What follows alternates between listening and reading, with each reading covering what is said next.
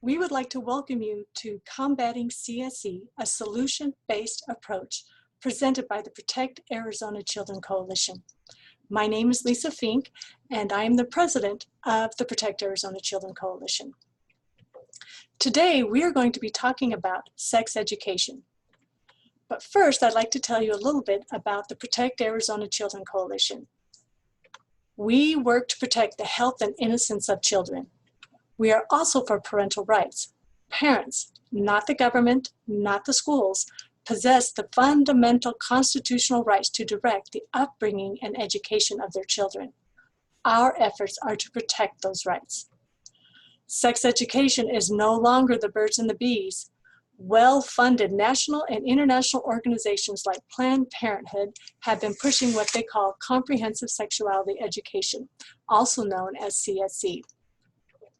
Comprehensive sexuality education is much more than sex ed. It is designed to change the sexual and gender norms of society. By raising the rising generation in radical gender ideologies, it promotes high-risk sexual behaviors to children and encourages even the youngest of children to experiment sexually while ignoring the research showing negative outcomes for sexually active children. To show you how serious they are about changing society, the Sexuality Information Education Council of the United States, or SIECUS, founded by Planned Parenthood Medical Director, promotes CSE as a powerful vehicle for social change. As you can see, prominently displayed in their logo is the phrase, sex ed for social change. Planned Parenthood, the nation's largest abortion provider, is also pushing comprehensive sexuality education in our public school classrooms. They are the single largest provider of comprehensive sexuality education in the United States. And so what does Planned Parenthood teach? Monica Klein was a sex education educator for Planned Parenthood for over 10 years. She explains how CSE sexualizes children at this time. So part of comprehensive sex education and risk reduction is to also teach them how pleasurable it is to use these types of things, condoms and lubrication. And it also means that we need to role play different ways that you can talk to your partner and convince them to use condoms and lubrication. And we're also taught that when we see a sea of people and teenagers, assume that they're doing everything. Don't ask them what they're doing, just assume that they're already doing it, which would include vaginal, anal, and oral sex. So we are to speak candidly to those teenagers about all forms of sex and how condoms and lubrication can help them, giving them a false message that they're going to be protected. I wasn't comfortable with doing this, and so, but I was being taught by my leaders in the community, these experts at Planned Parenthood, that this was the only way. But there was no way that we could convince people not to have sex. There was no way we were going to convince children and adults not to have sex. So we just have to give them the resources, even if their parents don't want them to have it. Because what they told me is parents are a barrier to service. Once the parents know that this is happening, we'll never see them in the clinic again.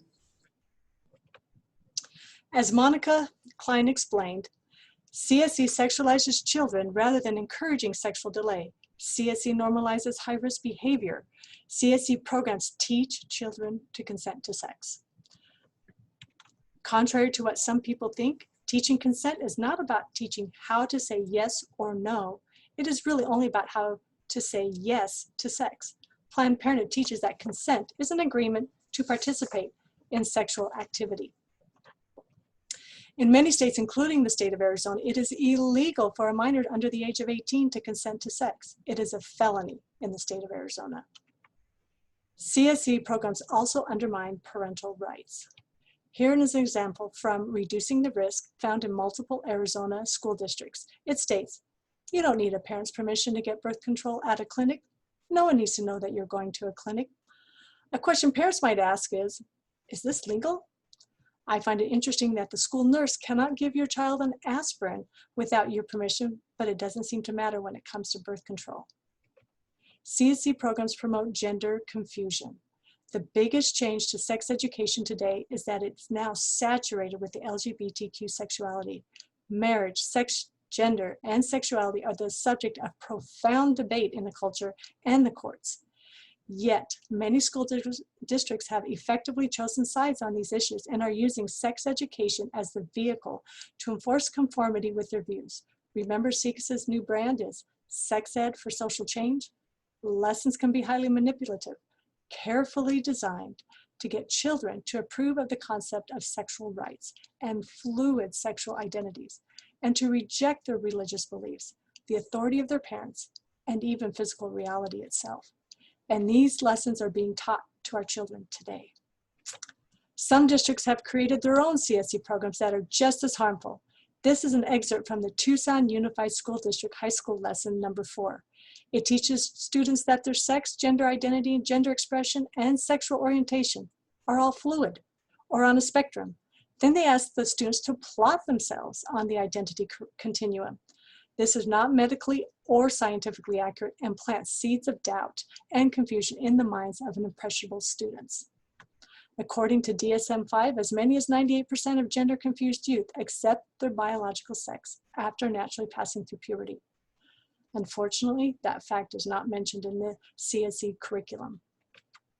I find it interesting that Planned Parenthood is the largest provider of comprehensive sexuality education, and these CSE programs are pushing transgender ideology.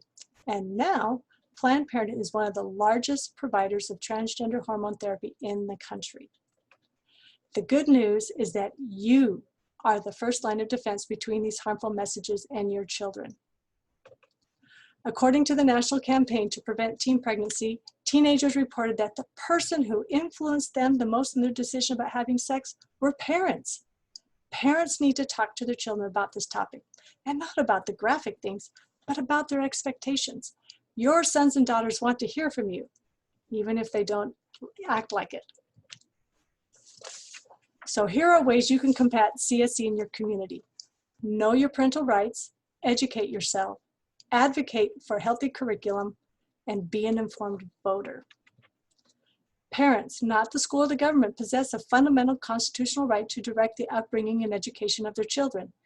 Every Arizona parent should be aware of the extensive parental rights they have that are protected in state law, and their ability to freely exercise them. In public schools, parents can access and review any material, which includes books, videos, and any other item used for instruction. Parents can opt out of material that parents would deem harmful or questions beliefs or practices in sex, morality, and religion. Parents across the country and around the world are exercising their rights and pulling their children out of school. In the UK, a school suspended their LGBT lessons after 80% of the students were kept home from school by parents. The UK is also banning doctors from prescribing puberty blockers and cross-sex hormones to children who are younger than 18 years old. That would be wise for us here in Arizona to do as well. In Arizona, districts do not have to teach sex ed. Sex education is not mandatory. But if schools do teach it, they must notify parents in advance and must obtain written parental permission for children to participate in sex education. They cannot teach your child formal sex education without your written consent. You have the right to, and we strongly recommend, that you view all of the materials before you give written permission. Do not go by the outline that the school provides about the subject being taught. We have seen transgender ideology hidden in a lesson on hygiene. Parents, you need to be aware that these topics are being taught in other subjects like language arts, history, and science. According to Arizona State Statute 15-102, the school must notify parents in advance, and parents have the option to opt their child out of that instruction. If not, the child will be taught the sex ed in that particular subject. As you can see, there are several laws that protect parental rights. This is a new law that will help parents know what their rights are in the education of their child in public schools. The law requires each school district and charter school in this state to prominently post on a publicly accessible portion of its website a link to the statutory handbook of parental rights. And who does Planned Parenthood consider the greatest roadblock? Monica Klein will help us here. And so, but I was being taught by my leaders in the community these experts at Planned Parenthood that this was the only way. But there was no way that we could convince people not to have sex. There was no way we were going to convince children and adults not to have sex. We just have to give them the resources, even if their parents don't want them to have it. Because what they told me is parents are a barrier to service. Once the parents know that this is happening, we'll never see them in the clinic again. So we need to let them know that it's safe to come here. So as you can see, Planned Parenthood considers parents a barrier to service. So it is important that parents and community members are educated on what is being taught and who has access to our children. Educate yourselves and examine the curriculum being used in your school district. Simply ask to see a copy or file a FOIA request. That's the Freedom of Information Act. This is how you can gain access to school curriculum. First, you can contact your school district or charter school curriculum director and make an appointment to see the curriculum being taught at your child's school. This varies per school if they allow you to review this material on-site or if it'll need to be done at the school district location. Make a records request to see the school curriculum. This is done by filing a records request form online at the school district website. Here's a sample of what can be used at the Deer Valley Unified School District to gain access to the curriculum.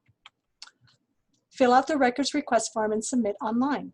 Records requests are usually answered within 30 days. If they are not, follow-up emails or phone calls might need to occur to remind the school you have an outstanding request. Note, if you have follow-up questions are needed from records request response, additional emails or records requests may need to be made. Last year, Planned Parenthood opened clinics in 50 Los Angeles high schools. Beware of their goal to have a clinic in every school across the country. This is a parent who was shocked to learn is perfectly normal depicting cartoon images of people engaged in various sex acts was found in the elementary school library. Here's what she did about it.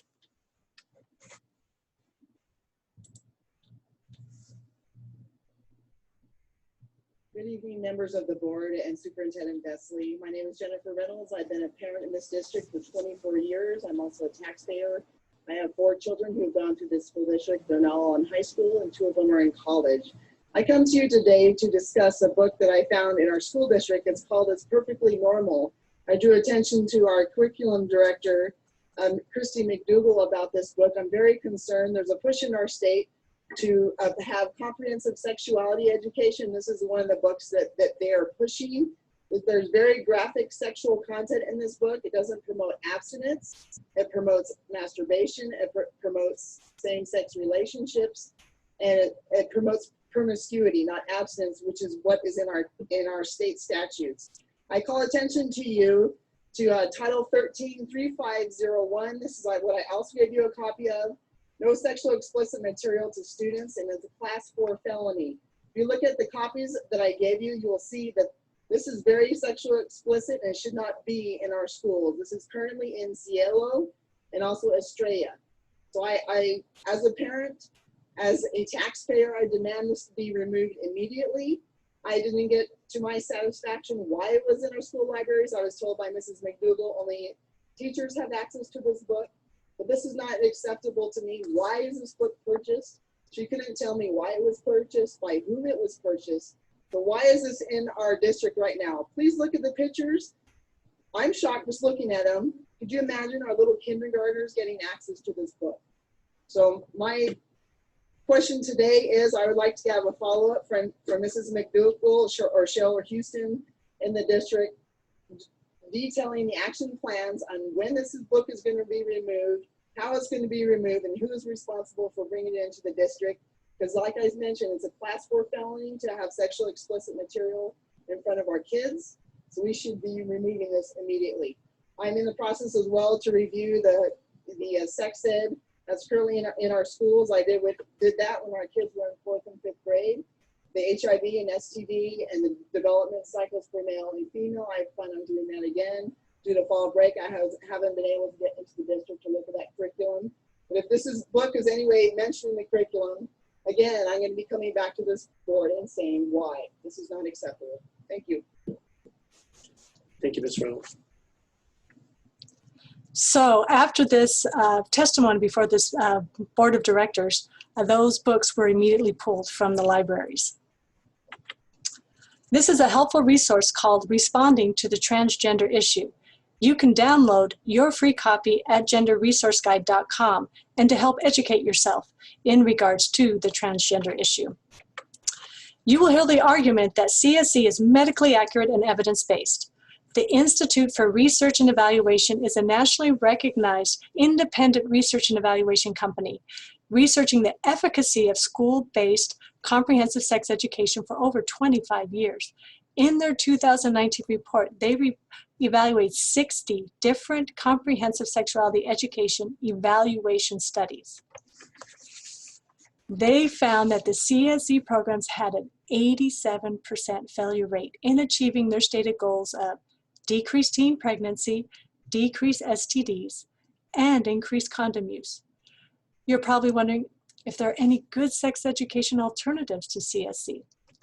Yes, there are good sex ed alternatives. In spite of all the bad news about sex education these days, parents need to remember that currently the sex education curriculum choice is left up to the school district, which means parents and community members can advocate for healthy curriculum to be taught in school rather than CSE. There are good sex ed programs in use today. Choosing the Best and Heritage Keepers are two such examples of sexual risk avoidance curriculum that positively emphasizes delaying sex until marriage, making healthy choices, and providing medically accurate information on contraceptive failure rates. Choosing the Best is currently being taught in the Chandler Unified School District, and Heritage Keepers is a curriculum that qualifies for federal grant funds. Additional sexual risk avoidance curriculum and resources can be found at the Ascend website. So ways to combat CSE is to know your rights, educate yourself on what is being taught, and advocate for healthy curriculum, and be an informed voter. This is actual legislation that was proposed in the 2020 legislative session. Notice, if it had passed, it would have mandated CSE taught to all Arizona children starting in kindergarten. It would have emphasized LGBTQ rights and affirmative consent. Thankfully, this House bill did not pass, but I guarantee you they will try again next session. That is why it's so important to know what each candidate believes and stands for. Center for Arizona Policy provides a free voter's guide to help vet each elected official. For those of you not familiar with CAP, that is the acronym for Center for Arizona Policy, they are a nonprofit advocacy group whose mission is to promote and defend the foundational values of life, marriage, and family, and religious freedom. You can obtain a voter's guide at azvoterguide.com. After the primary, they will also have a guide for school board candidates. School board candidates are the gatekeepers for the district. Planned Parenthood aims to sexualize children by implementing CSE in every Arizona classroom.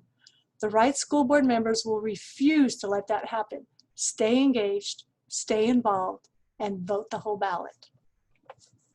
I'm going to end where I began, with the children. The health and innocence of children are too important for us to be passive. It's time to take action. We need to engage in our own homes, and we need to engage in the community. Together, we can and will make a difference. Thank you.